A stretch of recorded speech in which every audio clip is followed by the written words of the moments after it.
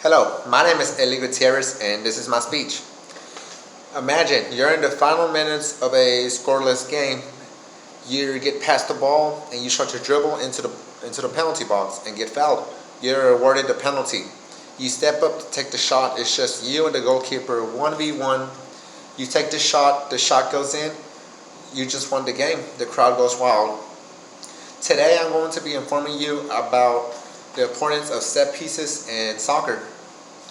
Because I played soccer since a young age, I have seen many magical moments created from set pieces, and there are countless sports analysts that believe that set pieces are valuable to winning any game. But there are also those sports analysts that believe that set pieces don't add anything to the game anymore, that they're just a waste of time. But like any sports players slash sports fans, they just want to see their team win. And set pieces gives those teams the perfect opportunity to win. And I truly believe that by preparing for set pieces during each training session will not only lead to better team results, but improve the communication throughout the team. And for the audience to understand why I believe set pieces are important, I will first explain what they are, and then get to examples of teams having success. I'll start off by explaining what set pieces are. According to the law of the game created by the IFAB in 1886, set pieces refer to situations where the ball returns to open play, and are commonly referred to throw-ins, which occur when the ball goes out of bounds throughout the course of the game. Corner kicks, which are given when the ball goes out at the end of the line, at the end of the field, and the defending team's player was the last player to touch it. And the next two I'm going to mention are the ones that gives you the best chance to score. And the first one is free kicks, which is given when you're fouled anywhere outside of the opponent's penalty box, and once you cross your side of the field. And there are two types of free kicks: indirect and direct. Indirect free kick is where another player has to touch the ball before it can go into the net. And direct free kick is where you can score directly off of the kick. And the final one is a penalty kick, where penalties are usually given when you're fouled into a team's penalty box or when a handball has occurred. And penalties are usually the best opportunities for you to score because it's just a one-on-one situation. And now that you have a good understanding of what set pieces are, I'll give examples of teams having success. The main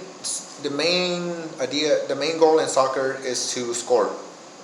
And set pieces, whether that be free kicks or corner kicks, gives those best opportunities to score. And there have been countless examples of teams having success by using set pieces to their advantage. For example, the Iceland national team bursted onto the scene back in the 2016 Euros. To the surprise of many, they ended up reaching the quarterfinals, and they don't have the populations that other Europe's top countries have, like England or Germany, but they ended up beating those teams by using every throw-in, every free kick they got to their advantage. They thrived off the set pieces. And another example of overall team success is during the 2018 World Cup, where, according to the Washington Post, they found out that during the group stage of that World Cup, 53% of the goals were scored from set pieces, the most scored in any World Cup in the last 12 years. And aside from international level, the club level is no different, where teams like Atletico Madrid from Spain have won countless league titles and cup titles since 2014 by scoring more than 40% of the goals. And even though they have been countless team success, there are still people that truly believe that they don't add any value. And I'm here to debunk that.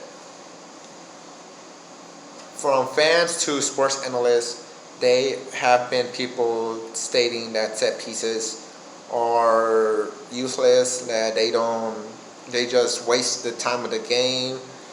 But like for example, an article created by ESPN writer Ryan O'Halloran, he wrote that in the last decade in Europe's top 5 leagues, only 3% of all corners that teams have taken have led to goals, which is a low number, but due to reasons you may not think. For example, in a study was shown by AI scientist Paul Power, he found out in a book that he wrote, Myth Busting Set Pieces in Soccer, he busted the myth that you're most likely to score in a normal open play. He busted it, but he found out that you're most likely to score from a set piece than in a normal open play possession. And also studies have shown that on average a team scores 0.05 to 0.35 goals a game from set pieces, but with training and good regimen, those numbers go up to 0.75 to 0.80 goals a game.